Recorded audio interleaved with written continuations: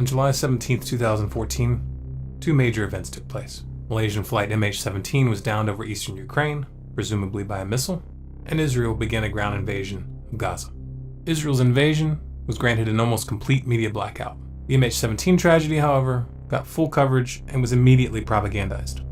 The US government and the Western media pinned the responsibility for the MH17 tragedy on Russia within minutes, long before investigators had time to even arrive on the scene, much less provide any actual conclusions. Then came an all-out information war, with lies, omissions, and disinformation coming from all sides. The geopolitical implications of this event should not be underestimated.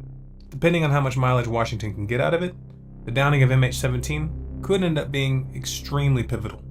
Anyone who knows their history knows that media coverage of events like these often lay the psychological groundwork for war. Consider the sinking of the Lusitania in 1915, for example. So who was really responsible for the downing of flight MH17? First, let's just start by asking some obvious questions. For example, why was flight MH17 routed directly over a war zone? This was not a normal flight path. In fact, it was 300 miles off course. Normally, planes on this flight path keep significantly farther south, and the decision to allow MH17 to fly over Donetsk was ultimately the decision of the authorities in Kiev. Now, Kiev initially claimed that they were acting under the assumption that this route was safe as long as the flight stayed above 32,000 feet, which is out of range for man-pad surface-to-air missiles. But that statement was later contradicted by Ukrainian officials who said that they knew 3 days before the downing of MH17 that the separatists had the Buk missile system, which is capable of hitting aircraft at much higher altitudes. Now, to fully understand the implications of this decision, we have to look at what's been really going on in Ukraine lately. Mainstream media hasn't been talking about this very much, but for the past month and a half, the Ukraine military has been using heavy artillery and airstrikes against entire towns in East Ukraine.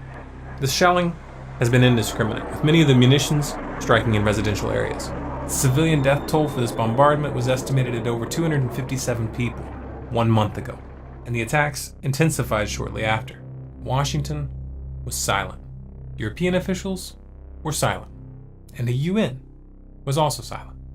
The separatists retreated from Slavyansk, regrouped, and over the past few weeks they've shot down a number of Ukrainian military aircraft, effectively stalling the advance towards Donetsk. In that context, Kiev's decision to route a civilian airliner 300 miles north of its normal flight path, putting it directly over an active war zone, a war zone where they themselves were the primary aggressor, wasn't just stupid, it was criminal. And let's remember how East Ukraine became a war zone in the first place. Did East Ukrainians invade West Ukraine or bomb them? No. The East Ukrainians held a referendum to declare their independence. They had a massive voter turnout, much higher in fact than the official elections that Washington endorsed, and the self-appointed government in Kiev responded by attempting to bomb them into submission. And again, this so-called international community just stood by and watched. And this wasn't the first time. Remember, we had the Odessa massacre, where the Ukrainian police stood by and did nothing as neo-Nazis burned over 40 anti-Kiev protesters alive. Among those killed was a pregnant woman who appeared to be strangled or beaten to death. The Ukrainian government totally covered up these crimes and blamed the tragedy on the anti-Kiev protesters. Apparently, these people burned themselves alive. But let's not stop there. Let's take this all the way back to the beginning. We have evidence that it wasn't Yanukovych that used snipers on the protesters in February. The real killers came from within the Maidan coalition. Yeah. So that he has some sort of, how to say, trust among all these Maidan people and civil society. And second, what was quite disturbing, the same Olga told that, well, all the evidence shows that people who were killed by snipers from both sides, among policemen and people from the streets, that they were the same snipers killing people from both sides. Well, that's, yeah.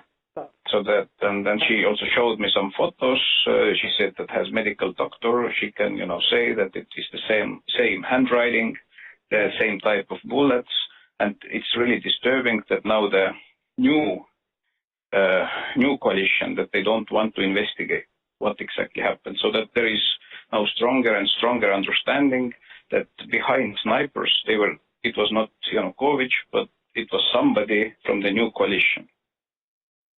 I think they do want to investigate. I mean, I didn't pick that up. It's interesting. Gosh. Yeah. There actually was an investigation. Almost no one heard about it because the mainstream media was very quiet about the results. Why?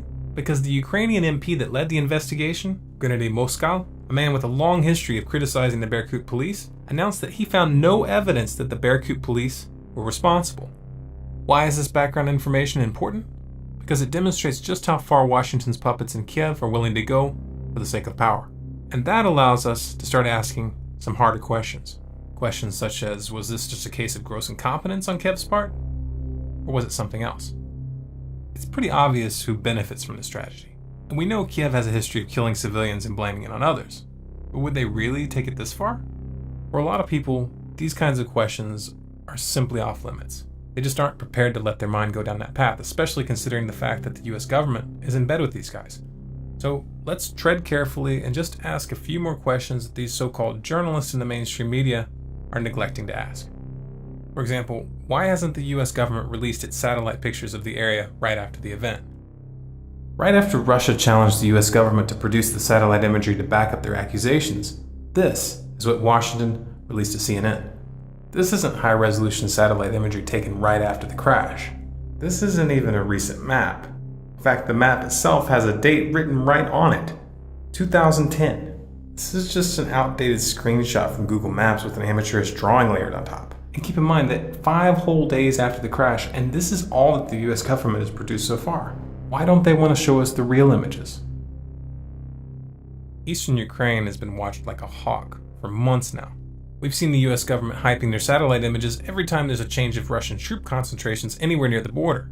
You're telling me that now, when it really counts, the world's most sophisticated spy machine can't provide us with satellite pictures of a massive missile battery as it was positioned right after the downing of an aircraft? You're telling me they can't provide snapshots of the area following the missile battery as it was moved to its current location? You're telling me that they don't know where this missile battery is, right now? Or that they actually do have these images, but they're just refraining from spreading this juicy tidbit all over the mainstream media like they usually do as soon as they have something that helps their case? That stretches credulity.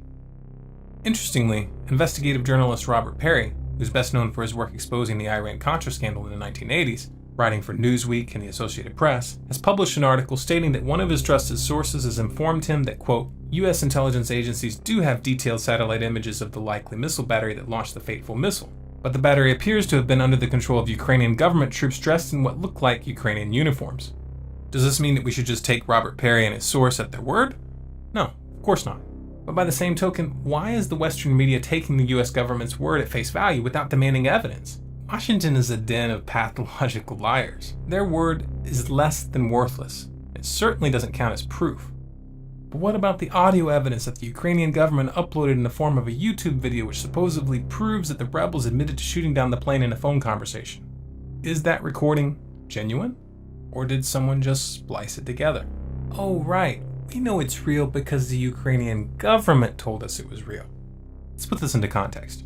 Remember, this is the same Ukrainian government that arrested 2 Russian journalists in May after those journalists released footage of UN helicopters being used by the Ukrainian military in the assault against the East. The Ukrainian government claimed that these journalists were transporting rocket launchers, and they even videotaped the men bound and gagged next to a set of rocket launchers. The US government went along with the story, but then, after there was a major uproar and Human Rights Watch came out to condemn their arrest, the journalists were suddenly released without any comment or explanation. Why is this relevant? Because the current government in Kiev has a history of fabricating and manipulating evidence when it's politically expedient. The veracity of the audio should be determined by an independent investigation by multiple audio experts in multiple countries.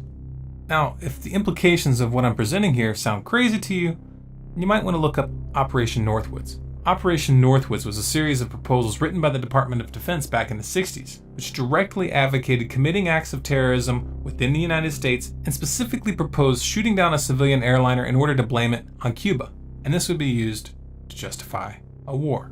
These documents were declassified in 1997, and there are thousands of copies available for download on the internet. Don't take my word for it, go read them yourself. Now you might be thinking, if any of this is true, why on earth would the US government go out of their way to target Russia like this? This is really extreme. Might it have something to do with the fact that just this month the BRICS nations met to put together an international development bank specifically designed to rival the World Bank and the IMF? Could it be because Russia is now openly pushing for the de-dollarization of international trade? Russia poses a threat to the dollar. That's all the motive the US government has ever needed. But What if we get incontrovertible proof that the rebels mistook flight MH17 for a military aircraft and shot it down? What should happen then? Well, ask yourself this. What would be done if this mistake had been made by the US military and the airliner had been, say, Iranian? Oh wait, that actually happened. In fact, it happened exactly 18 years before the MH17 tragedy, on the very same day. On July 17, 1996, TWA Flight 800 was downed over Long Island. The US government claimed that the explosion was a result of an internal malfunction, but numerous eyewitnesses reported that they saw a missile being fired up from the ground. And even the New York Times referred to the evidence of a cover-up as, quote, formidable. The US government never admitted they were responsible. But that's a really bad example, isn't it? Here's a better example. What if Ukraine had shot down a Russian airliner? Oh wait, that actually did happen in October of 2001. The Ukrainian government initially lied about it, but they finally came clean. Thank you so much. Merci beaucoup. As you can tell, I do as I'm told, and I thought I had to stand up at the time when my immediate predecessor would sit down, and clearly I failed.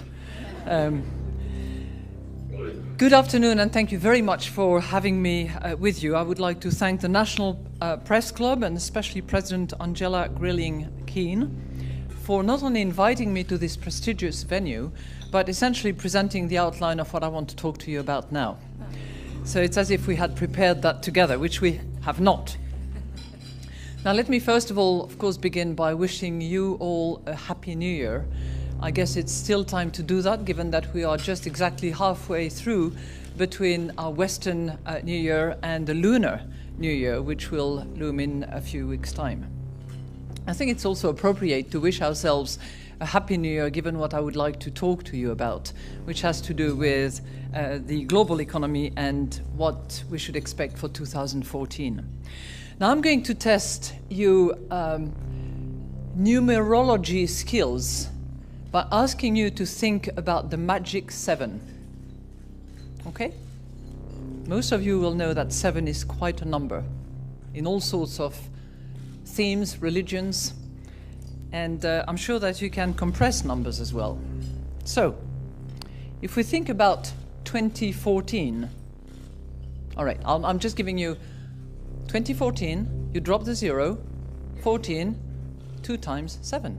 Okay, that's just by way of example, and we're going to carry on. So 2014 will be a milestone and hopefully a magic year in many respects. It will mark the 100th anniversary of the First World War back in 1914. It will mark the 70th anniversary, drop the 0, 7, of the Bretton Woods Conference that actually gave birth to the IMF. And it will be the 25th anniversary of the fall of the Berlin Wall. 25th. Okay. It will also mark the 7th anniversary of the financial market jitters that quickly turned into the greatest global economic calamity since the Great Depression. The crisis still lingers. Yet, optimism is in the air. We've left the deep freeze behind us, and the horizon looks just a bit brighter. So my hope and my wish for 2014 is that after those 7 miserable years, weak and fragile, we have 7 strong years. Now, I don't know whether the G7 will have anything to do with it, or whether it will be the G20. I certainly hope that the IMF will have something to do with it.